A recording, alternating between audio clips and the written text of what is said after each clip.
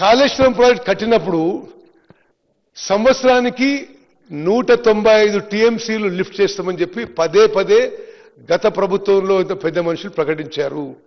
195 TMC per year. వాస్తవం ఎంత lift చేసిండ్రు? ప్రాజెక్ట్ ఇనాగ్రేషన్ 2019 నుంచి ప్రాజెక్ట్ కొలాప్స్ అయ్యే 21 అక్టోబర్ 2023 వరకు టోటల్ 5 ఏళ్లలో సంవత్సరానికి 195 టీఎంసీలు లిఫ్ట్ చేస్తామన్న ప్రాజెక్టులో 5 ఏళ్లు కలిపి టోటల్ లిఫ్ట్ చేసింది 162 టీఎంసీలు.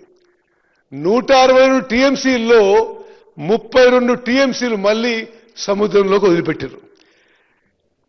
So balance left for irrigation was 130 TMC over 5 years.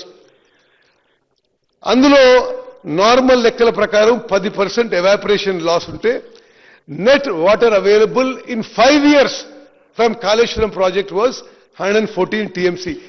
అధ్యక్ష, these are official figures drawn from the irrigation department records.